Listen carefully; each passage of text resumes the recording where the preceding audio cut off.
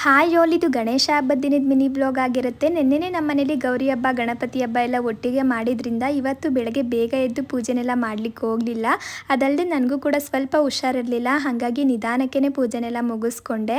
ಇನ್ನು ಇವತ್ತಿನ ತಿಂಡಿನೂ ಕೂಡ ಸಿಂಪಲ್ಲಾಗಿ ಏನಾದರೂ ಮಾಡೋಣ ಅಂತಲೇ ಪ್ಲ್ಯಾನ್ ಮಾಡ್ಕೊಂಡಿದ್ದು. ಆದರೆ ಅಮ್ಮ ಊರಿಂದ ಬರ್ತೀನಿ ಅಂತ ಹೇಳಿದರು ಬಾಗಿನ ಕೊಡೋಕ್ಕೆ. ಹಾಗಾಗಿ ಸ್ಪೆಷಲ್ಲಾಗಿ ಹಬ್ಬದ ಅಡುಗೆನೇ ಮಾಡಿಬಿಡೋಣ ಅಂತ ಹೇಳ್ಬಿಟ್ಟು ನಾನು ಮತ್ತು ನನ್ನ ಹಸ್ಬೆಂಡ್ ಇಬ್ಬರು ಕೂಡ ಸೇರಿಕೊಂಡು ಒಂದಿಷ್ಟು ಅಡುಗೆನೆಲ್ಲ ರೆಡಿ ಮಾಡಿಕೊಂಡು, ಅದರಲ್ಲಿ ಇವತ್ತಿನ ಸ್ಪೆಷಲ್ ಏನು ಅಂದರೆ ಪನ್ನೀರ್ ಬಟರ್ ಮಸಾಲ. ಇದಂತೂ ತುಂಬಾ ರುಚಿಯಾಗಿ ಬಂದಿತ್ತು. ಸಾಮಾನ್ಯವಾಗಿ ಈ ಥರ ಗ್ರೇವಿನೆಲ್ಲ ಮಾಡಿಕೊಂಡಾಗ ಪನ್ನೀರ್ ಸ್ವಲ್ಪ ರಬ್ಬರ್ ಥರ ಆಗಿಬಿಡತ್ತೆ ನೋಡಿ. ಆ ಥರ ಆಗಬಾರ್ದು ಅಂದರೆ ಬಿಸಿನೀರಲ್ಲಿ ಪನ್ನೀರ್ನ ಒಂದು 10 ನಿಮಿಷ ನೆನೆಸ್ಬಿಟ್ಟು ಅದಾದಮೇಲೆ ಅಡುಗೆಗೆ ಬಳಸ್ಕೊಂಡ್ರೆ ಪನ್ನೀರ್ ತುಂಬಾ ಸಾಫ್ಟಾಗಿರುತ್ತೆ. ಒಂಚೂರು ಕೂಡ ರಬ್ಬರ್ ಥರ ಅನಿಸಲ್ಲ. ಒಂದ್ಸಲ ಟ್ರೈ ಮಾಡಿ ನೋಡಿ. ಇನ್ನು ನೆನ್ನೆ ವೇರ್ ಮಾಡಿರೋ ಸ್ಯಾರಿ ಬಗ್ಗೆ ಕೂಡ ಕೇಳ್ತಾ ಇದ್ರಿ. ಅದನ್ನು ಇಲ್ಲೇ ಹತ್ರದಲ್ಲಿರೋ ಒಂದು ಶಾಪಲ್ಲಿ ಪರ್ಚೇಸ್ ಮಾಡಿರೋದು. ಇನ್ನು ಅಮ್ಮ ಕೂಡ ಬಂದು ಬಾಗಿನ ಎಲ್ಲ ಕೊಟ್ಟು ಊಟ ಮಾಡ್ಕೊಂಡು ಹೋದ್ರು. ಪೂರ್ತಿ ವ್ಲಾಗ್ ಅಪ್ಲೋಡ್ ಮಾಡಿದ್ದೀನಿ, ಚೆಕ್